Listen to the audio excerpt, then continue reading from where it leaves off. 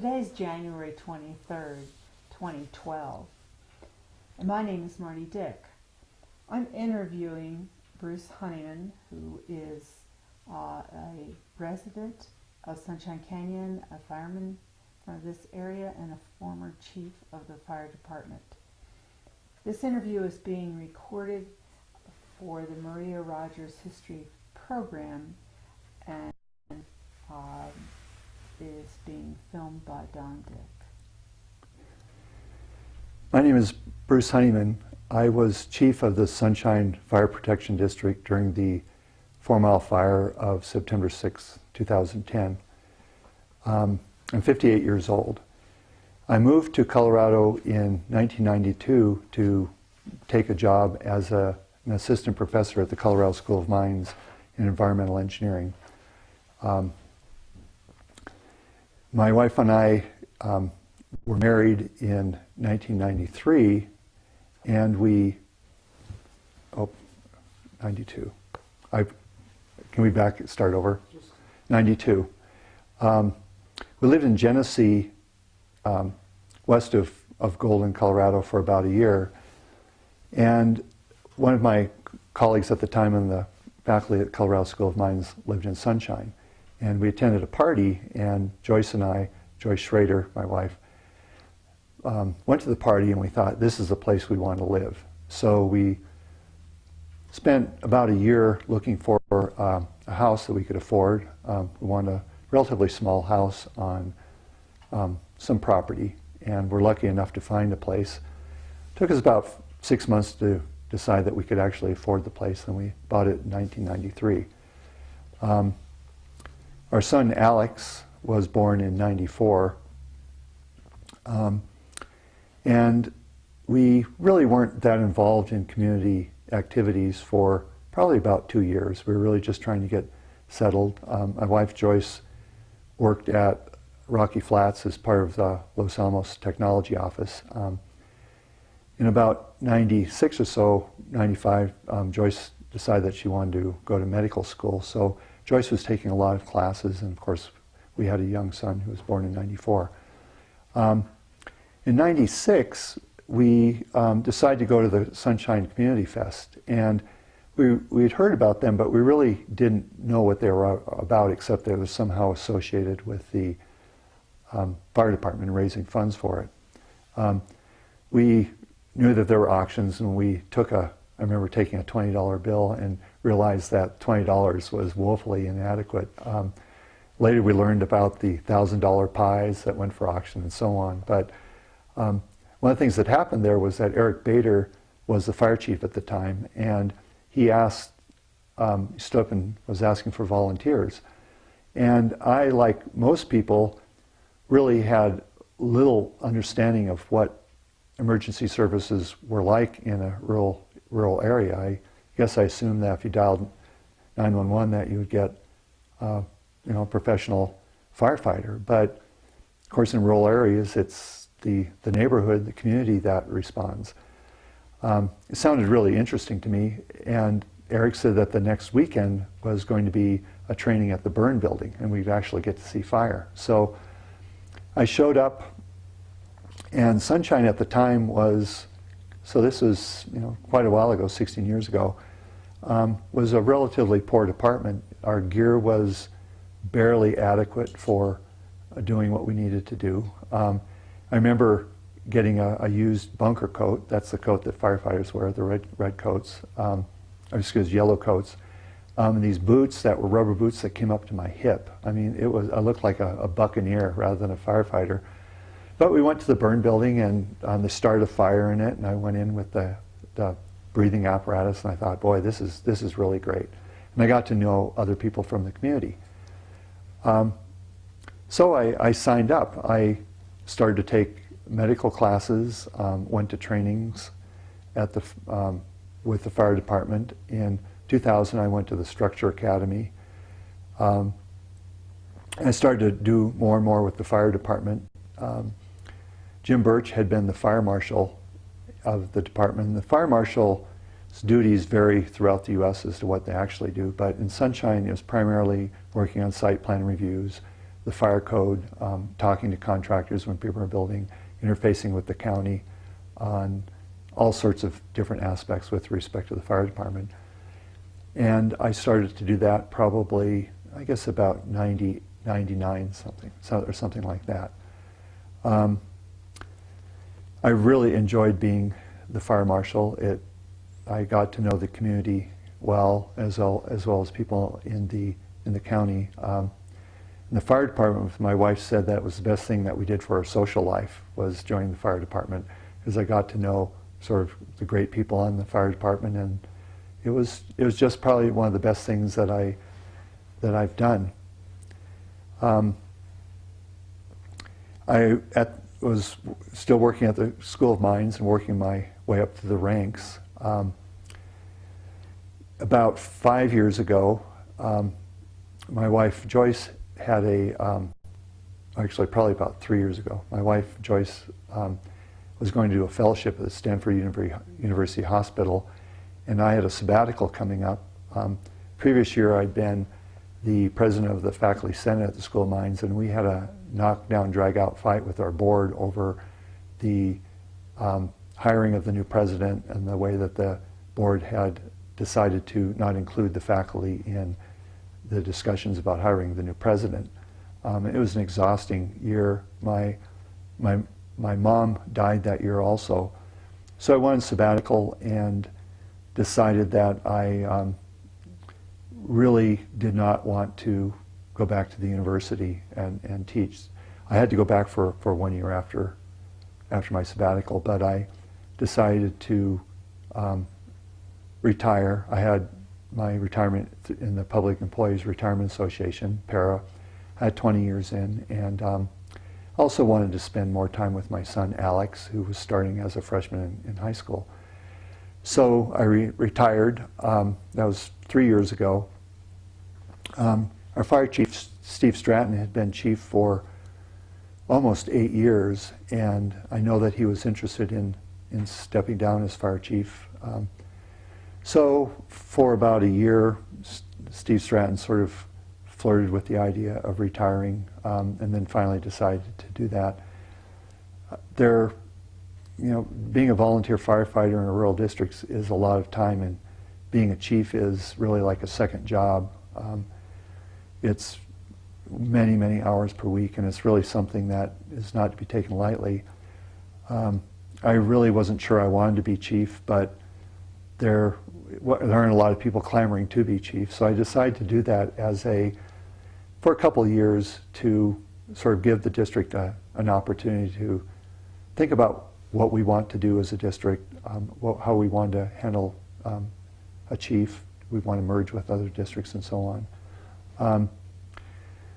So I became chief about a year before the Fourmile Fire. And I enjoyed being chief. It's a bit like being a mayor of a small town. People call the chief for everything. I helped chase horses that were out of the paddock. People hear gunshots, they call the chief. It's amazing what people call the fire chief for. Very little has to do with emergency services, but it's a great way to know the community. So on the day of the Fourmile Fire, which was Labor Day, I was home reading the paper. When I was at the School of Mines, ironically, we always worked Labor Day, so it was one of the first Labor Days I had off when I was actually just able to be at home and spend time with my family. My son Alex, who was a Life Scout, was working on his Eagle Scout project, and he was interested in doing a project on fire-wise plants. And so he was going to go to Wanda Stratton's house. That's the wife of Steve Stratton, the fire chief, former fire chief, to talk about plants, because Wanda has a beautiful garden and wanted to get some pointers about them. So I knew that they were going to do that later in the day, possibly go into town to shop, but we were all at home. And I was wearing my normal sort of morning attire, which were these sweatpants that I'd had for a zillion years that Joyce continuously tried to throw away, but I would rescue from from the Goodwill bin. And I had these orange Crocs that I'd gotten volunteering for my son's band at the Boulder. My wife hated these orange Crocs. She thought I looked like Bozo the Clown wearing them. But I just loved them. They were, easy to wear, and in my old, an old T-shirt. So my digital pager went off. It was 9:02. I looked at it and said, small wildland fire, and it gave the approximate address. So I did what I had done many, many times before. I went out to the car. It was a beautiful morning, so I had all my firefighting gear in the car, and I took off my sweatpants, got into my firefighting gear, threw the sweatpants, the Crocs in the car, and took off. I didn't even cross my mind that it was the last time I'd see my house. Said goodbye to Alex and Joyce, and just thought it would be something that'd be over in a while. Something I learned in responding to calls is that even the smallest call takes about an hour. Of course, some take a lot longer, but I really thought I'd be back in a couple hours and just sort of resume my Labor Day. I went up to our firehouse number 2, which contained all of our engines, and pulled into the lot. Took my car, and one thing we're always taught is when you're on scene, you put the keys on the seat in case somebody needs to leave the car, so that's what I did. Peter Beresford, who is an assistant chief, showed up at almost exactly the same time, and we decided that we'd take 4501, which is our large structure engine, to the fire for a couple reasons. One is it had 1,000 gallons of water. It also has something called compressed air foam, which allows us to extend the amount of water that we have. And it also is a huge pump, and we've taken it on wildland fires before because sometimes you need to lay a lot of hose, and having a big pump is really a very useful thing. So we got into 4501 and pulled out. The station faces to the south, and I could see to the southwest a plume of smoke. It didn't look too large, and it looked more or less as though it was just hitting straight up. So I really couldn't tell the size of it, but it seemed to be sort of contained. When we were sitting on the apron, calling Boulder Fire Dispatch, telling them we were about to go en route, Rick Lansky showed up, another assistant chief, and he got our brush truck out of the firehouse, 4532. We were trying to decide which way to go, because we could go west to Gold Hill, or we could go east and go down through Poorman. Basically, we needed to get to the junction of Gold Run and Fourmile Canyon at Salina.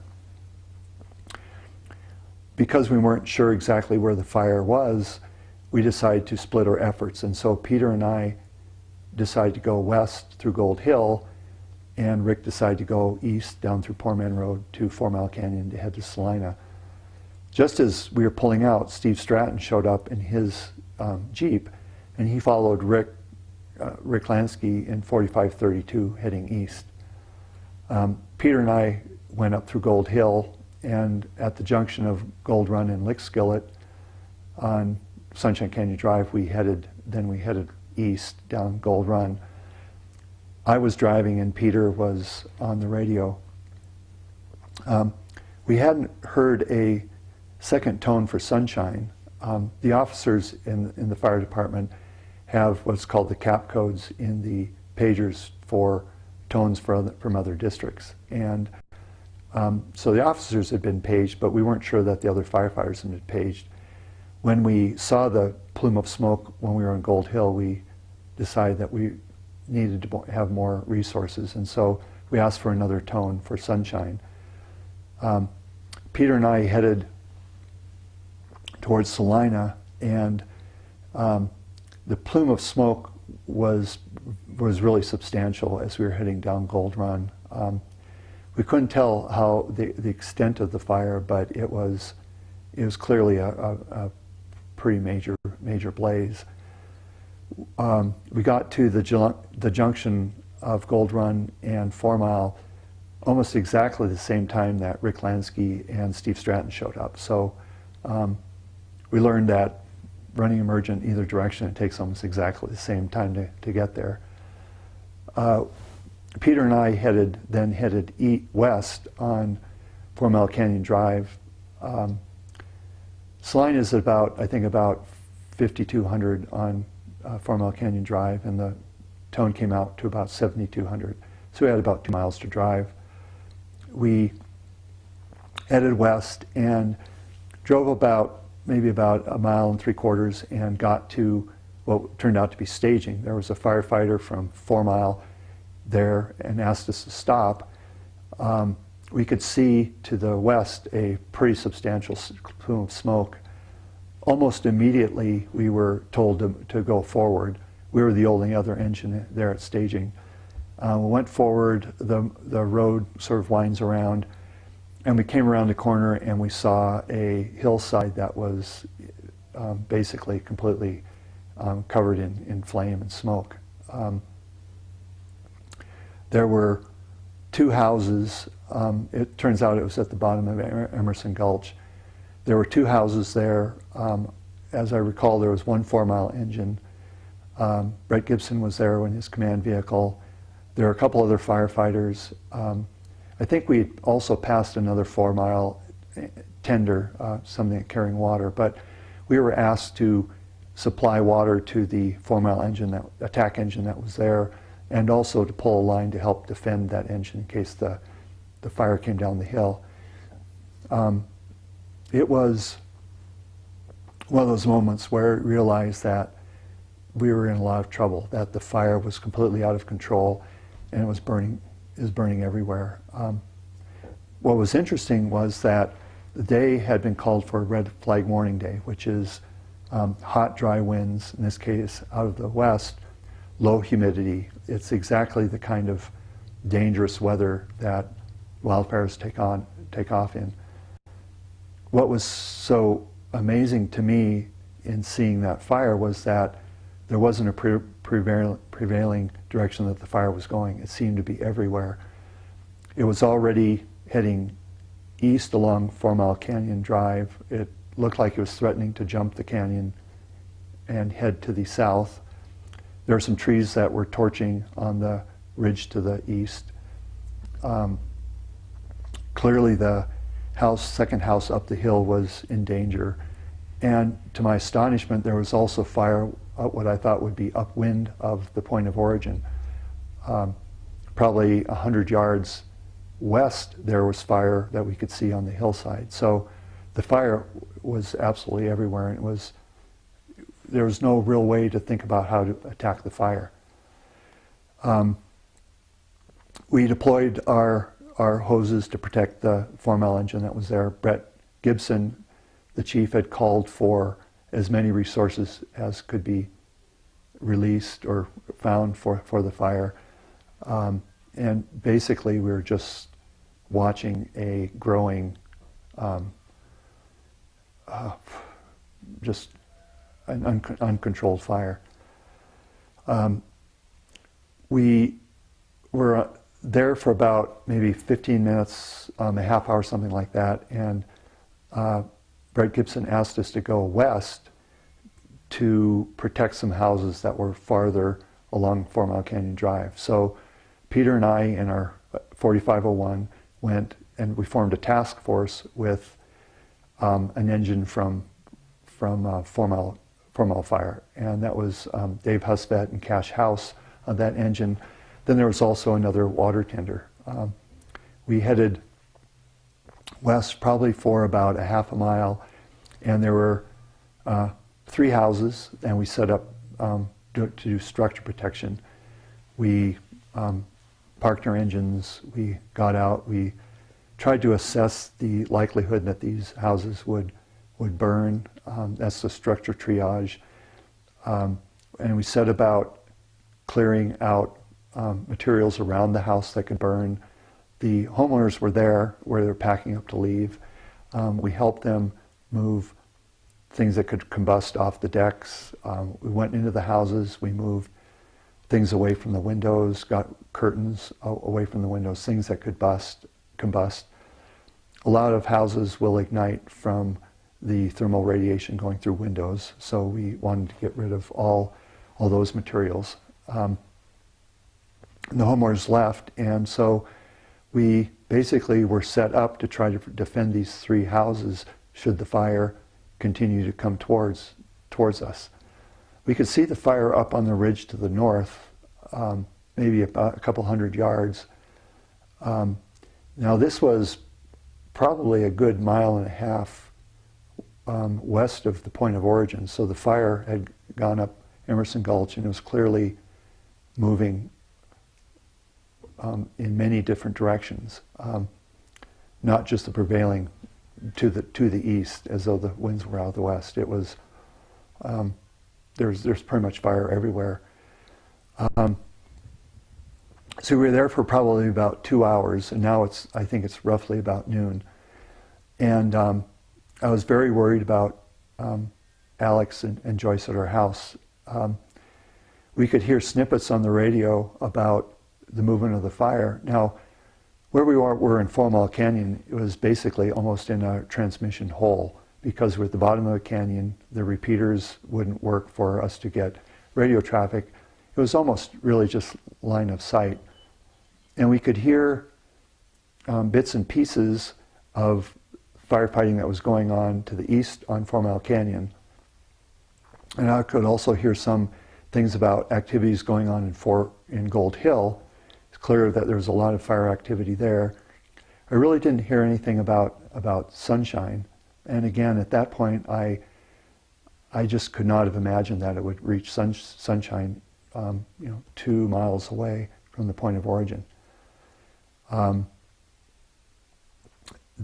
cell phones didn't work, and so but the houses where we were at had a landline that still worked for a while. So Peter was able to call his wife Eni and tell her that we were okay where we were and that we'd be on the fire for a while. I had been trying to call Joyce, but there was no answer, and I was afraid that they would be away from the house and that they wouldn't be able to get back if the roads were closed, and particularly that our dog Russell would be home alone, and if there was a fire that he would be burned up. I called back Eni probably about a half hour later, and she said that she had contacted Joyce and that she, Eni and Joyce and Wanda Stratton would be meeting at our firehouse station number 2 at about 3 o'clock to evacuate.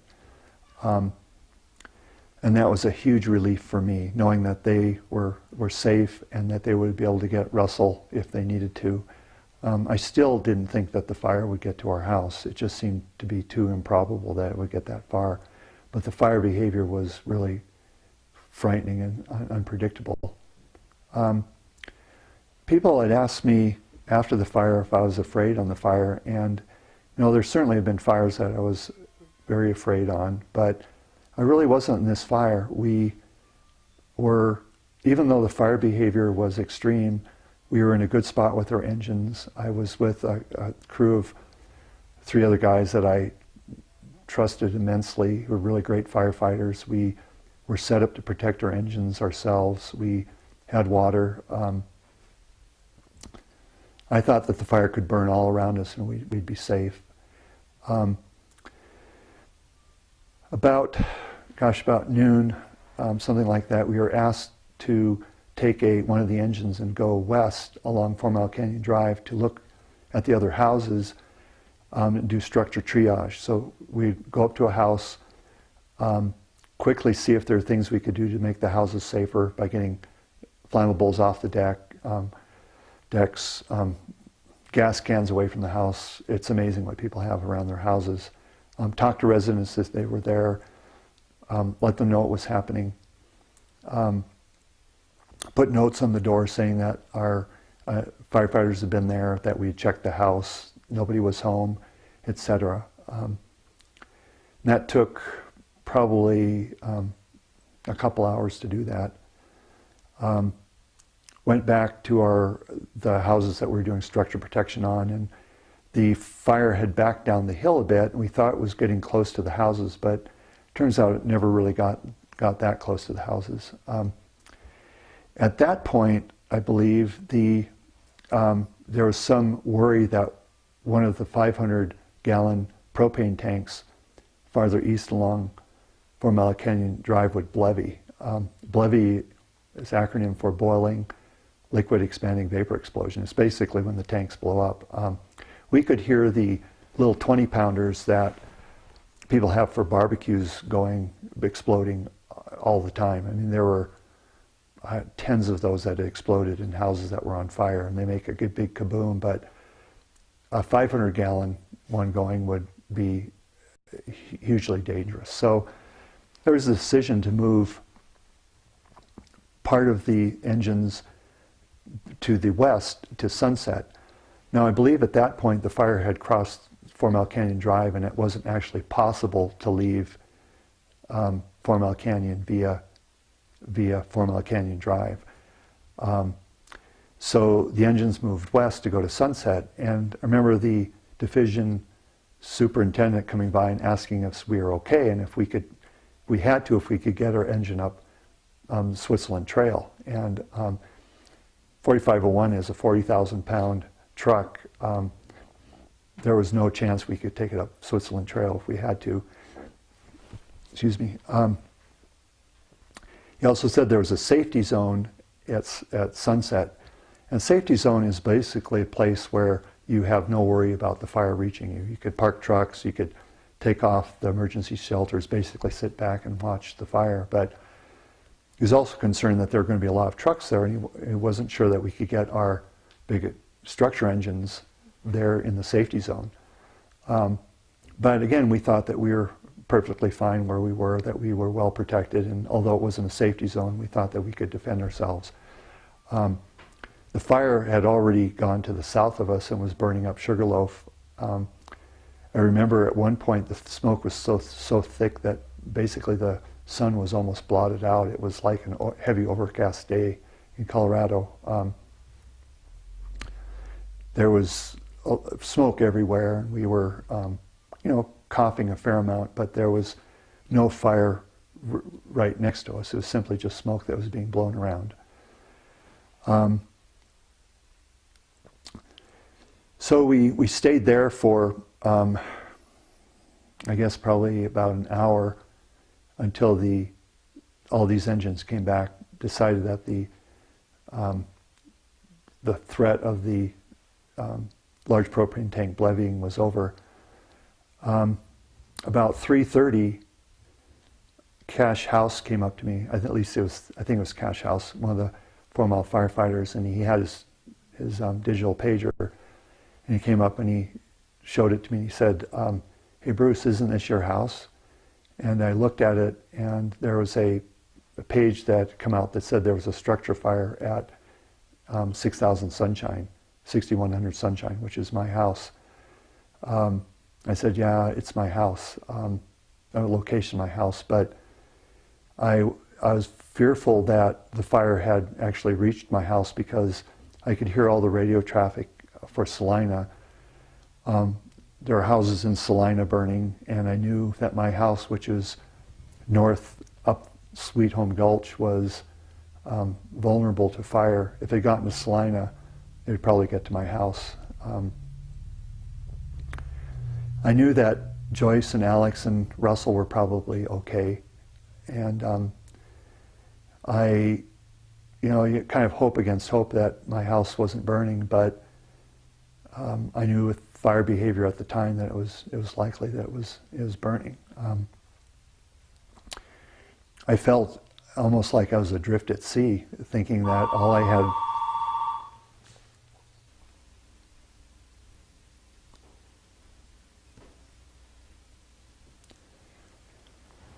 So after Cash House showed me the message on the digital pager that said there was a structure fire at my house,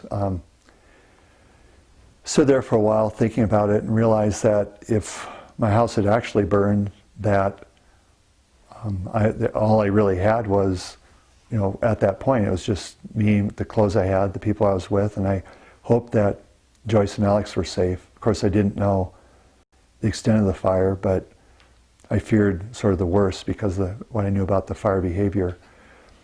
The engines who had gone west in the safety zone were coming back about this time, rolled past us, and we thought that the fire behavior near where we were wasn't that bad, that the fire really hadn't been backing down the hill. It means the fire coming back down the ridge. So we'd asked for another assignment. The division commander asked us to send an engine east on Fourmile Canyon to put out fires along the road. Remember, the fire had jumped the road to the south, and there was a lot of fire that was moving around. The winds had calmed substantially, and we heard that there was the tankers were going to be able to fly, the air tankers with the fire retardants. I could hear on the radio a little bit about staging at Bald Mountain. So it meant that there was a group of firefighters that were at Bald Mountain parking lot preparing to do something, but I really couldn't discern a lot of detail about that. I want to talk about a bit about Alex and Joyce at that point. So again, this was about 3:30 or 4 on the 6th, 3:30 or 4 p.m. So Alex and Joyce had gone over to Wanda Stratton's to look at the plants, Firewise plants, and so about noon they were looking around. They saw to the southwest this plume of smoke, and Alex and Joyce decided that they really should go back to our house because it looked like the fire was going to be lasting a lot longer than just a small wildland fire, and they thought that the firefighters might need help with food or logistics or something like that. Got back home. They started to sort of get things organized, trying to figure out what to do.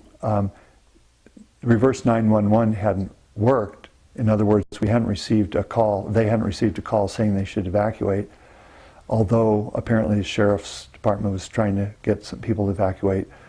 But Sunshine Canyon Drive had been closed down near Mount Sanitas. Joyce and Alex didn't know that. Our neighbors, our closest neighbors, Jenny Norton and Mark Vick, had called our house to talk to Alex and asked Alex to go up to the house to get some things out. They were stuck downtown. They had been riding their bicycles. So Alex took off. He just told Joyce he was going up to the neighbors to get some stuff and ran up there. Jenny and Mark had given Alex the passcodes to their house to get in the garage, and Alex went in, found a cat, wanted to get a cat, and then I think Jenny wanted Alex to get some of photos and some of her mother's sort of the jewelry, things that had been heirloom jewelry stuff that had been handed down for the family. So Alex spent, I said, about 15 or 20 minutes getting things out of their house. He had a pile of stuff. He put them so we could get them later in the car, and he ran back down to our house. Joyce and Alex could see the flame, the smoke coming closer, and they were very concerned about our other neighbors who wouldn't be able to see the same things that we could see from our house. So they loaded Russell, our dog, into Joyce's car, which is a mid-sized sedan, put a few things in, went up to the Jenny and Mark's, got their some of their stuff. So a neighbor was there who they gave the cat to, which was good because we had our dog Russell in the car, and that wouldn't have gone on very well. Russell's a Bernese Mountain Dog and took up most of the car. And then they headed up Sunshine Canyon Drive to warn the neighbors. Joyce would pull up, Alex would run down the driveway, knock on the door, tell people what was going on. He ran down County Road 205, which is the old road between Sunshine and Salina. Some people call it the Church Road. Ran down there. There was a bicyclist who was lost in the smoke, and we didn't know where to go. Alex said he ran about a quarter mile down the road. Told the guy how to get out of the smoke. Ran up. They did this for about 2 hours. Went to every house west of our house at 6101. Got back to our house maybe about 3 o'clock, and they could see flames on the 2 ridges over, probably about 1/8 of a mile away. At that point, they started to realize that the flames were really going to hit our house. So they went into rapid mode and started putting in financial documents. We had a fireproof safe that basically served as an organizational tool, because it turned out later the fireproof safe was completely destroyed in the fire. Grabbed some photos. Alex went over to the shop and office and grabbed the backup drive. It was a wireless drive. Didn't grab any of his stuff. He grabbed my mom's photo. My mom had been a sergeant during the Second World War in the WACs, and grabbed her photo. Basically, that's all they got out of the house. Took off, went to the firehouse where they said they were going to meet Eni and Wanda. Saw my car sitting there and realized that they didn't have the keys, so they drove back the 1/8 of a mile to our house. Started to go down the driveway, and the house was already starting to catch on fire.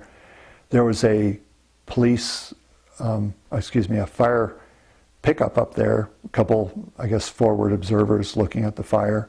Guy asked Alex if it was our house, and Alex said yes, and the guy said, "Oh, that's a bummer." They went back to the firehouse, and Eni had showed up with an extra set of keys for Peter's car, Peter Beresford's car. Remember, Peter was on the fire with me.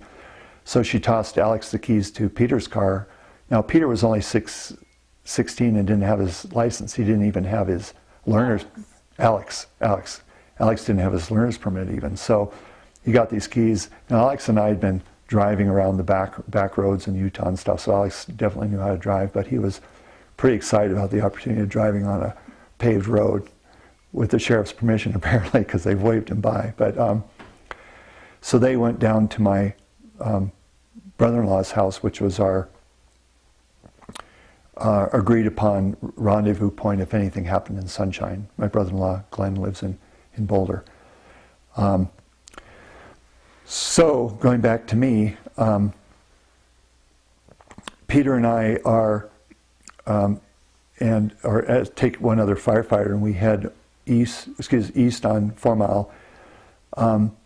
This is probably one of the most frightening things on the fire, because the fire had loosened, the vegetation had burned, and so the rocks were coming down off the hillside onto Fourmile Canyon, and there were rocks that were large, size of refrigerators in the road. We could hear things breaking loose.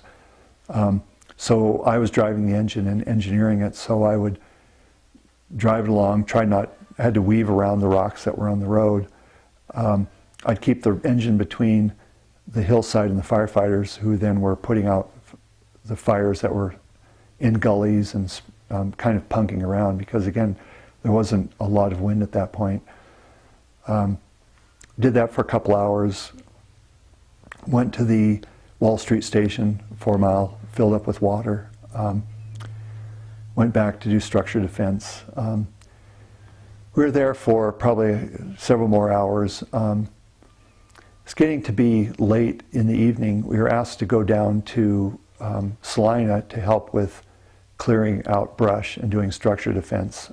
It was very heavy smoke down there. There was a lot of fire. Buildings were still on fire. And we did that for a while. Then we were asked to go farther east along Fourmile Canyon to pick up spot fires. We did that for a while, came back, and then we were asked to patrol between Salina and the Wall Street station of 4 mile to put out spot fires. Many houses had burned along there, but there were some that were still at risk. this was it was midnight or maybe early in the morning, and Peter and I were going back and forth along the road. We would see fires, we'd pull out the hose, we'd put out the fires. I remember there was one house that was not very large. It was pretty close to the road, but it was on a very steep hillside. The house had been abandoned by the occupants, but there was, I remember there was this pottery in the window. Clearly, I mean, it's a house that somebody clearly loved and was taking. And I remember thinking that there was a lot of fire around the house, and Peter and I would put it out. We'd do our patrol, we'd come back, there'd be more fire, we'd put it out. I just felt determined to save this house because I knew mine was probably gone, but I wanted to be able to just save somebody else's sort of precious things. So we did that till probably about, I guess, 3 or 4, something like that. We were asked to do a rest period. A bunch of engines came back to the Wall Street station, and we parked. It was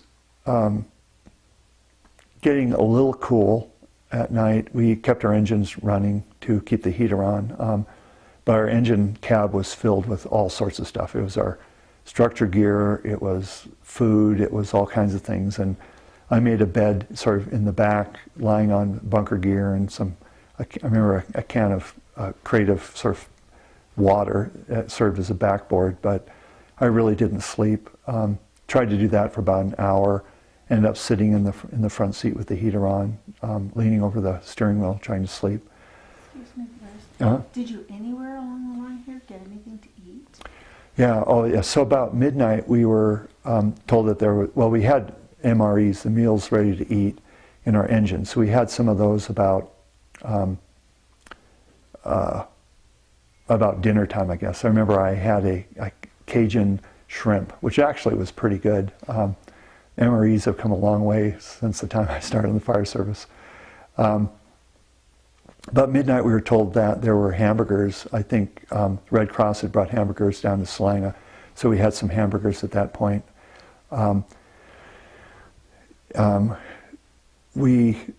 Mostly we were really exhausted. So this was, 2, 3 in the morning on Tuesday. We really hadn't had any downtime. We were emotionally exhausted. I knew my house was probably gone. Peter had no word about his house. And we were just wondering, clearly we were there for a long haul. We really didn't know what was going on in Sunshine. We finally gave up sleeping at about 4 o'clock and said we want to go back and patrol. So we went back doing patrol between Wall Street Station and Salina.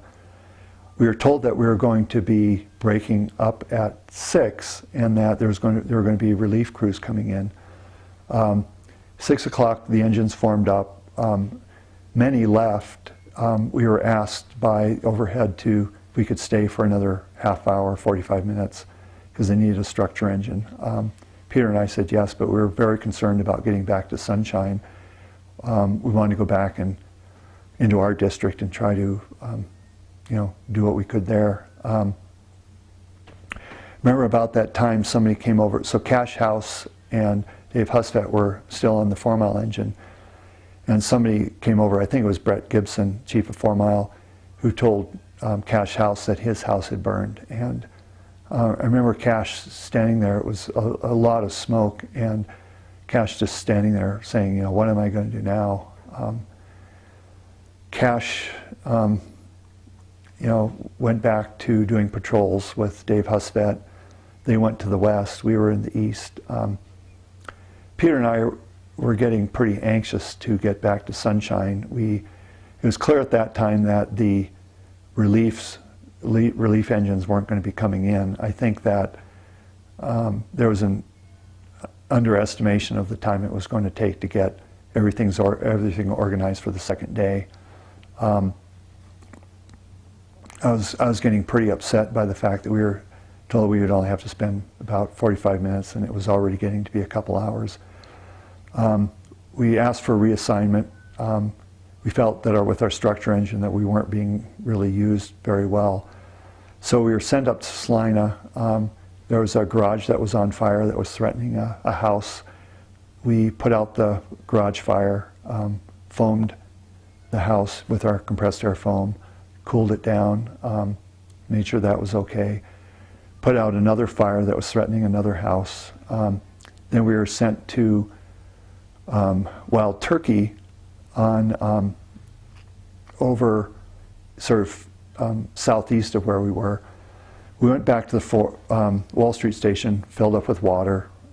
It's probably getting to be late morning at this point. Went to wild turkey. There was a house that was completely engulfed in flames. It would have been a complete loss, but we were assigned to try to protect the out structures. There were some outbuildings and the cars, and so I think there was a engine there from maybe left-hand fire, and so we again we were a compressed air foam engine, so we had a full tank, so we spent probably about an hour and a half, 2 hours trying to protect the cars and outbuildings. Eventually we ran out of water, and we were also out of diesel fuel. The diesel tankers weren't being allowed into the fire zone, so even though we could have gotten more water, there was no opportunity for us to get more diesel up in the fire, so we asked permission to go back down to, it was the diesel fuel dump, which is at south campus of CU. Remember there was smoke everywhere, and Peter and I driving out, and we got to maybe about the 3 mile mark on Fourmile Canyon, and it cleared up, and it was just this beautiful blue skies. It was about noon. It was like we'd come out of some sort of hell, and all of a sudden it was just a beautiful day. I was really worried that we were going to run out of diesel by the time we got downtown. We actually had a difficult time understanding where the diesel fuel supply depot was. We thought it was at the fire training center, but we started to head there, then we were told it was actually south at CU. So we went down there, filled up our engine with diesel, and then headed to the fire training center to demobilize. That took about an hour. Basically, we went in, we were going to check out, and because now at this point we've been on the fire for probably 26 hours. Remember, we drove up to the fire training center, and Brett Haverstick, who was part of the overhead, who had become our fire chief, came out to me and he said, "Bruce, 57 houses have burned in Sunshine. It's one of yours." I pretty much knew it, but it was hard to hear that. And then Claudia Kirchner, who was a paramedic with Left Hand, came out and gave me a hug. Said that my house was gone, how sorry she was. So I went in, we checked out. We didn't know where our wives were. We kind of had a rendezvous point. We thought that my son and wife would be at my brother-in-law's down off 19th, so Peter and I took the engine there. My cell phone had burned up in the house. I didn't have a cell phone. Neither one of us had a phone in the engine. So we pulled up, knocked on the door, no one was there. I went over to a neighbor that I knew of my brother-in-law, Glenn, and I said, "Do you know where they are?" And he said, "I think they're at Wanda's parents' house." So I got the directions to there, and we drove over. It's a big fire truck pulled up in the street, and Joyce and Alex, Eni and Wanda came out, saw us, and I wasn't sure what to expect. Joyce gave me a big hug and said, "We'll be okay." That's what you needed to hear right now. Yeah. To know she was okay. Yeah. So they said they were at Glenn's, and so Peter and I had this truck, and so we didn't want to go back into the fire management system because that's like getting caught in the seventh gate of hell. So we wanted to go back to Sunshine and swap out the engine.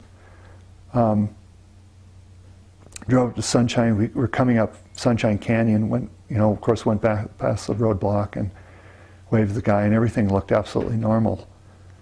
Drove up by, your guys' house. It looked just normal.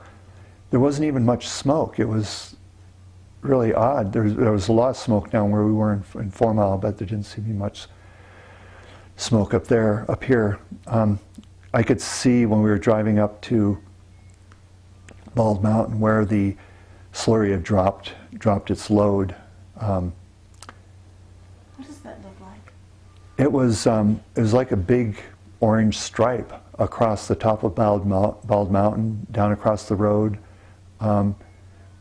It looked like they had used the line of houses about 4,600 as a, to line up on. There was no burning to the east of the slurry drop, but when I crested the hill, sort of the little saddle by Bald Mountain came up, and Peter and I stopped the engine. We looked to the west, and as far as we could see, everything was black. It was just unbelievable to me. Penny Trotta's house was there. I could turn to my right and see Frank and Madeline's house, but over the Edwards' old house, that was gone. Al and Deb's house was gone. But what was so strange to me was that the houses were gone, but there was no smoke coming from the houses. It was clear that they had burned the day before. I mean, there was nothing smoking, and it was like they were evaporated. Often in structure fires, you see some of the superstructure left. There was nothing there. You'd see the chimneys, and that was it. I pulled out my camera, portable camera, and I took photos as we were driving along. It was just so surreal. Blue sky, no smoke anywhere where we were, and just everything gone. I just kept thinking, wow, this is the Ward's house was here. Mary Mesh's house was there. The Shedder's house was miraculously survived, but it was all gone. We went up to Station 2, and 4502, our other structure engine, our older structure engine, pulled up. Henry Ballard was there, I think Rick Lansky, a bunch of others. It was probably early afternoon now. We needed to recondition 4502. We'd have the hoses out. We needed food, water. I was mentally exhausted. I was just really exhausted. So now it was 30 hours after the fire, 32 hours after the fire. I hadn't slept. Got the engine changed over. My car was gone from the firehouse, and I thought, oh my gosh, where's my car? Well, another firefighter, knowing they had left keys in the seat, had pulled into the firehouse. I was actually really glad to see the firehouse hasn't burned. Actually, I was going to say the firehouse didn't burn partly because I think Don Dick had weed whacked probably the week before and cut all the grasses around it. I mean, that saved our firehouse.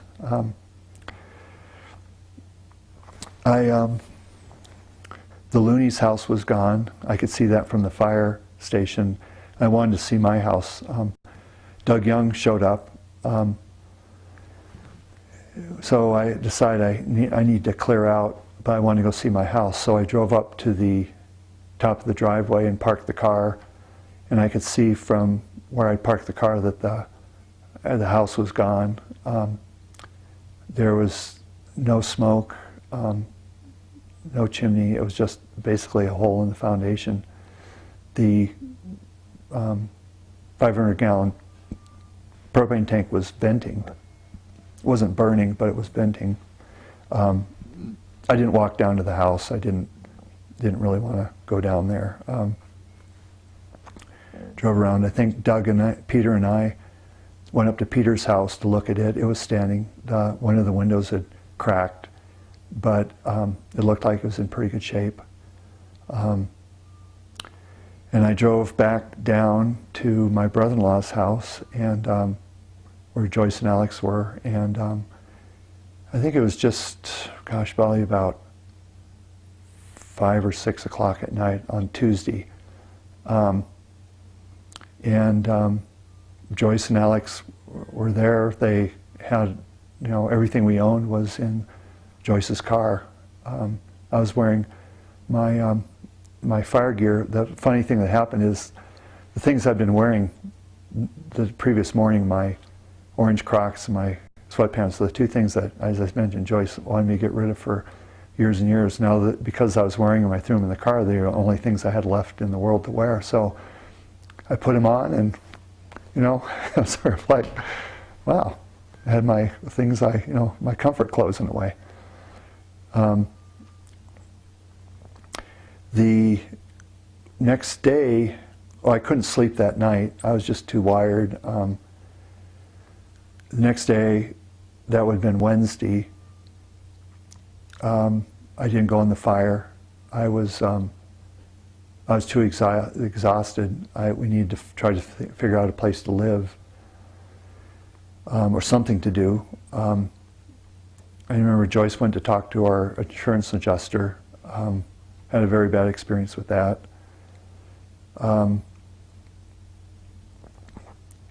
We decided to go back on the fire the next day, I think it was Thursday. I was with Henry Ballard, who was the engine boss. We went down by County Road 83 by Whispering Pines, and there was a fire down in the gully that was kind of punking around. It was really worried about it moving up slope and catching some more houses on fire. We spent the day doing that. It was pretty exhausting work, hauling hoses up and down the hill, but I was just mentally exhausted. I spent that day, and I decided I really wouldn't go out on Friday. I thought I was so almost in a daze, and I felt that I really wasn't adding that much value. There were a lot of other firefighters that had been brought in. The fire was more or less contained. That was pretty much my involvement on the active fire. We spent a couple days at my brother-in-law's, maybe 3 days. It's really not set up to having 3 more people and a big dog, so we looked around for a place to live. Of course, with 169 families having lost their homes, it was really difficult to find a place in Boulder to live. We talked to some friends of ours, Scott Summers and Joe Belknap. Scott Summers had been a graduate student with me at Stanford, and they said they had a basement apartment, so we moved over there. We were there probably about 2 weeks. You said that this is the time when your sunshine friends really came in very much. Yeah, this is something I learned in the fire, is that when people are when you're really in a tragedy or something happens. Okay. We need to change